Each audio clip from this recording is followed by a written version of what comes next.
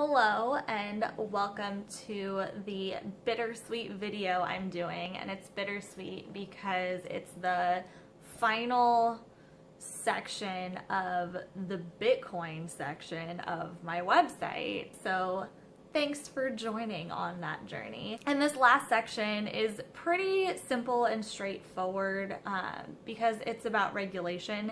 And one of the things I learned in doing all my research and data processing, that regulation is really a topic that deserves its own section delineated by each country and each region, not necessarily inherent to each coin.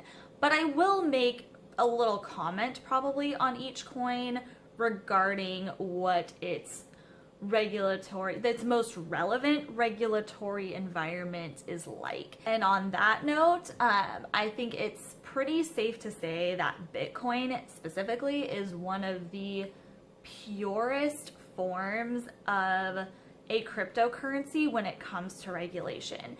Because after Bitcoin, we had this entire nuanced wave of ICOs that were happening, and that was the trend, that was all the rage, that was how you crowdfunded immense amounts of money for whatever blockchain project that you're trying to get up and running, is you ICO'd it. And in order to do that, you had to pretty much set up a business entity, and in order to do that, you usually have to domesticate yourself, declare domestication within a certain region, within a certain country, and that makes you more susceptible, obviously, to the regulations and tax environments of that specific region, of that specific country.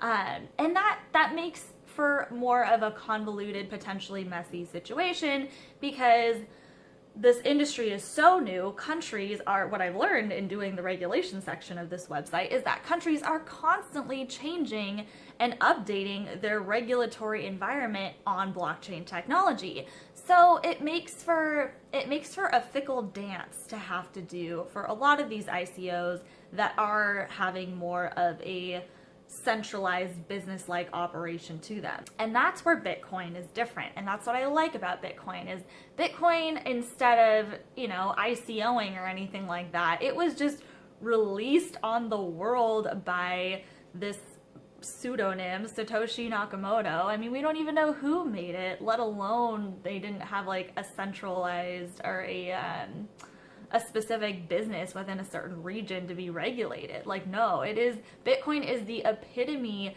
of potentials for decentralization, because again, it never ICO'd, it was just released out into the world to evolve on its own.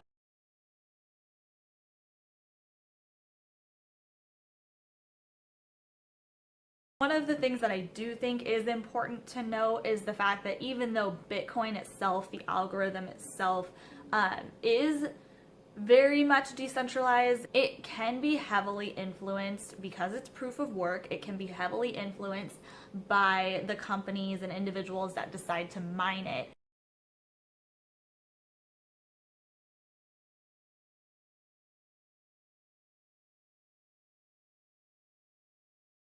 China decided to totally wipe out Bitmain, and Bitmain wasn't able to quickly move enough and decentralize itself enough into other countries, or if Bitmain itself decided, hey, we don't want to operate and mine Bitcoin anymore, we're going to go ahead and take all of our mining power and dedicate it to this other coin, and all of a sudden it just left Bitcoin in the dust, Bitcoin would be thoroughly not in a good place.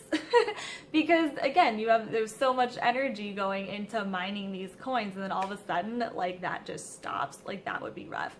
But I'm getting off on a tangent. In terms of regulation though, Bitcoin is still susceptible indirectly to regulation. Bitcoin itself, the core technology of Bitcoin, is impervious to regulation because it's an algorithm that exists on a decentralized network on the internet. And, it's pretty safe in that sense. But there's so many derivative businesses like Bitmain, is my point, and derivative businesses that help Bitcoin become this giant entity that it's becoming. And those businesses are domesticated within certain regions that are subject to certain regulations and certain tax environments, to where Therefore, indirectly, Bitcoin can still be strongly influenced by regulation. That's the point I was trying to make. And that's the point that, as an investor, I hope you keep in mind. Outside of that, I think I'm just going to call it here. Again, thanks for any amount of participation you've put into my Bitcoin section as a whole. And now I'll be moving on to the next one and see what fun learning there is there. So thanks again, and I'll catch you later.